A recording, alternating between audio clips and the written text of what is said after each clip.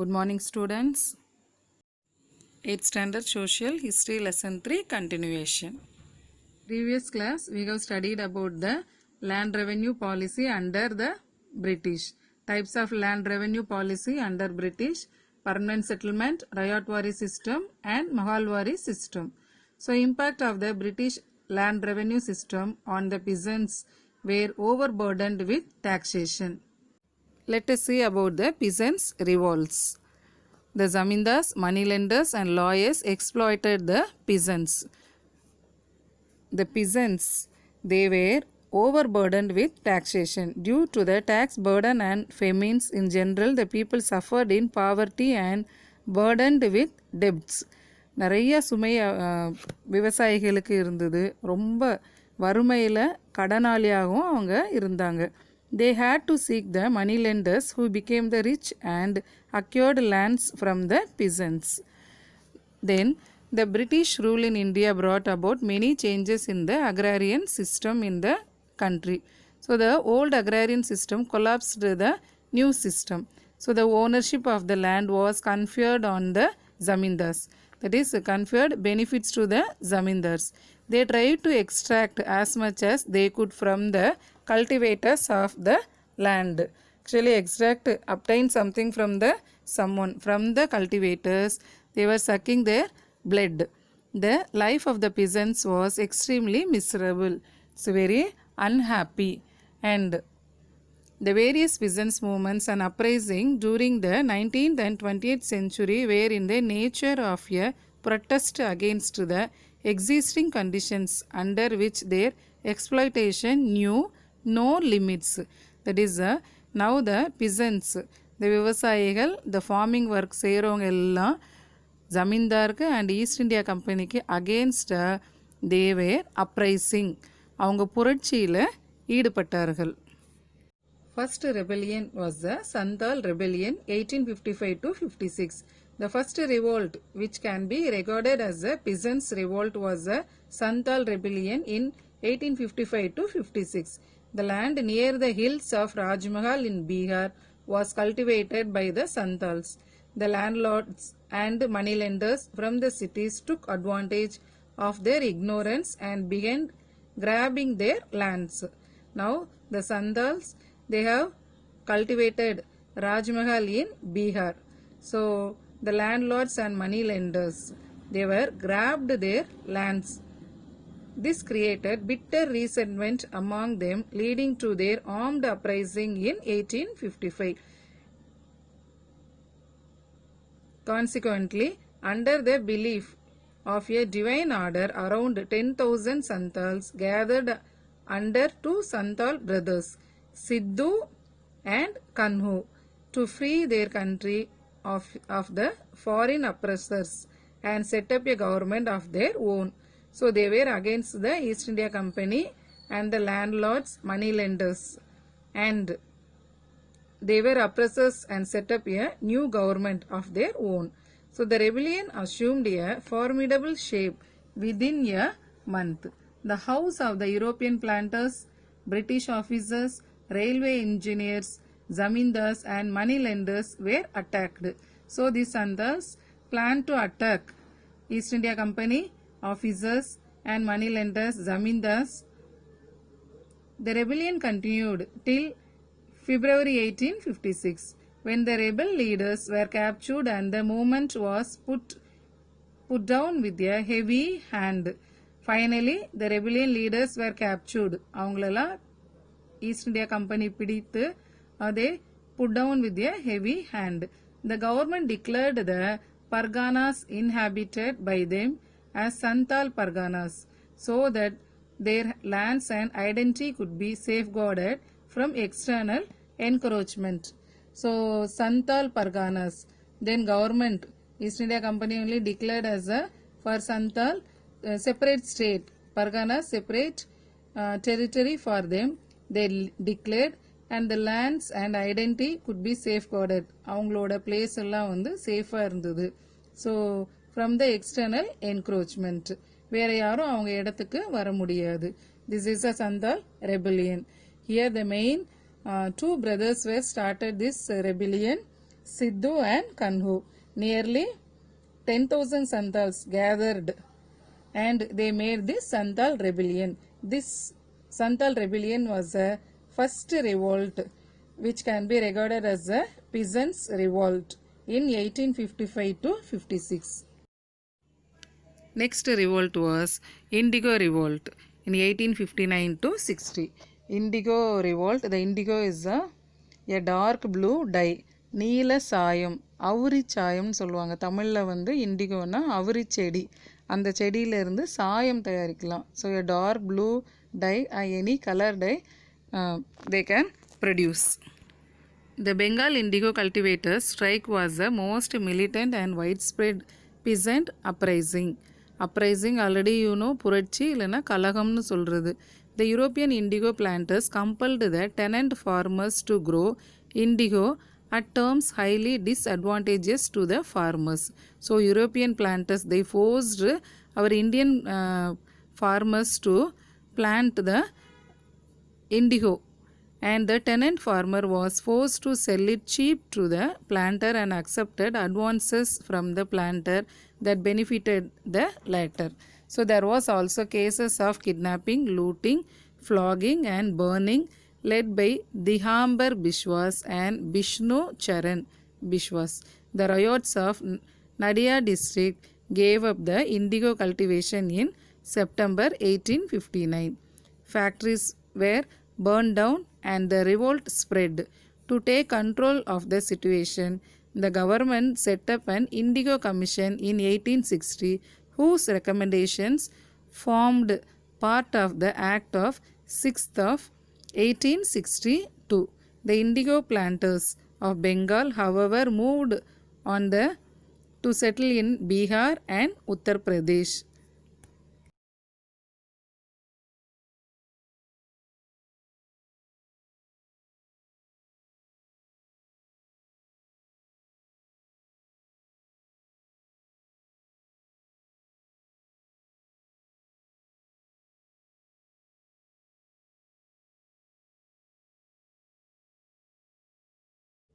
The newspaper Hindu Patriot brought to light the misery of the cultivators several times. Dinabandhu Mitra wrote a drama, Nil Darban, in Bengali with a view to draw the attention of the people and the government towards the misery of the indigo cultivators. Stages of indigo to fabric dyeing. This was highly demanded for the European factories, and European indigo cultivation, high demand for dyeing clothes in Europe. India's tropical climate is suitable for its growth. So European factories, they have more demand for this. So India was the main exporter of indigo, and East India Company forced our farmers to plant indigo in their farms. Next revolt was Pabna Revolt 1873 to 76. Pabna peasant uprising was a resistance movement by the peasants against the oppression of zamindars. So far the peasants, they were opposed zamindars, landlords and East India Company. After that, this Pabna revolt, the peasants against the oppression of the zamindars. It originated in the Yusuf Shahi Parana of Pabna in Bengal. It was led by Keshav Chandra Roy. The zamindars routinely collected money from the peasants by the illegal means of forced levy. Levy is a tax, and above they have to force the peasants to give the money, and enhanced rent and so on. So the peasants were often evicted from land on the pretext of non-payment of rent. It is a evicted is a legally forced and someone to leave a property. So legally zamindars collected the land and property from the peasants. So peasants were against the zamindars. Large crowds of peasants gathered and marched through villages, frightening the zamindars and appealing to other peasants to join with them. So they gathered and opposing the zamindars. Then funds were raised from the ryots to meet the cost. They collected the funds and they were gathered and they started to oppose the zamindars. The struggle gradually spread throughout Pabna and then to the other district of East Bengal. It is a Bengal district, Pabna, and through other districts also it was spread. And everywhere agrarian leagues were organized. So farmers, they found the leagues. The main form of struggle was the legal resistance. Actually the property were taken by the zamindars. They have to give back those properties. There were very little violence and it occurred only when zamindars tried to compel the ryots to submit their terms by force. There were only a few cases of looting of the houses of the zamindars. A few attacks on police stations took place and the peasants also resisted attempt to execute court decrees. So hardly zamindars or zamindars agents were killed or seriously injured. These were done by the peasants.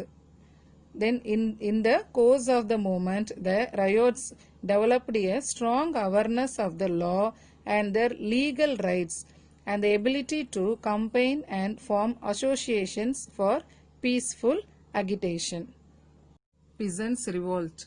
Look at the map. Santal rebellion.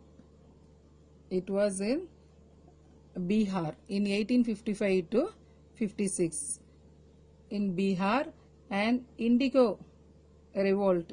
It was a Bengal and it was held in Bengal, and the Santal rebellion that was held in Bihar, and Pabna revolt 1873 to 76. It was in West Bengal, and Deccan revolt, that is a Deccan riots 1875. So fully it was originated here in Pune. Now we'll see about the Deccan riots. So in 1875 the peasants revolted in the district of Pune. That event has been called the Deccan riots, Deccan Puratchi, and the peasants revolted primarily against the oppression of the local money lenders who were grabbing their lands systematically.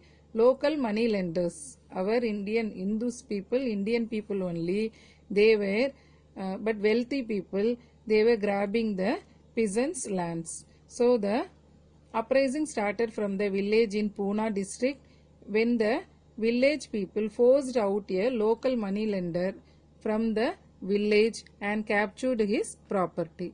Gradually, the uprising spread over 33 villages and the peasants looted the property of Marwari Shakukars. The Marwari Shakukar, wealthy people of the Pune region. So the uprising turned into violent when the Shakukars took with the help of the police. They took the help of the police. It was suppressed only when the army was called to control it. So the Marwari Shahukars, the wealthy people of India, the western India, Pune, they called the East India Company police to suppress the Deccan riots. So however, it resulted in passing of the Deccan Agriculturalist Relief Act, which removed some of the most serious grievances of the peasants. Peasants ஓட நிறைய குறைகளை the Deccan Agriculturalist Relief Act, it was removed. Let us see the short video on the peasants' revolt.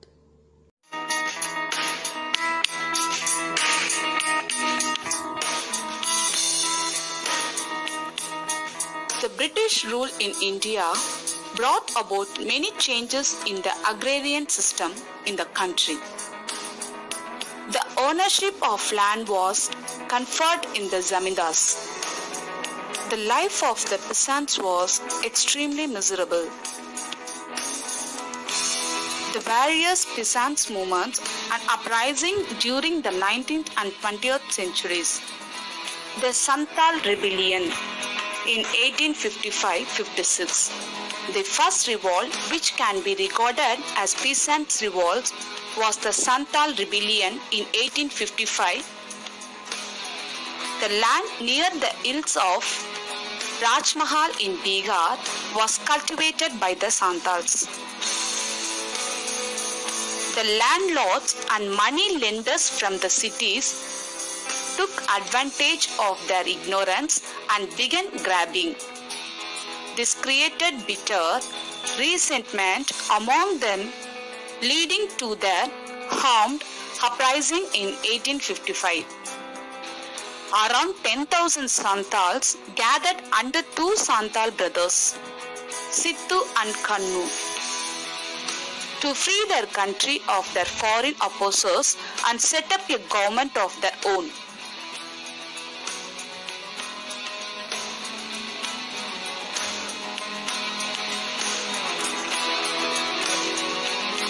Indigo Revolt in 1859 up to 60. It was directed against European planters who exploited the local peasants by forcing them to take advances and sign fraudulent contracts according to which the peasants were compelled to grow indigo rather than the more profitable rice. These foreigners intimidated the peasants through illegal confinements and other such atrocities.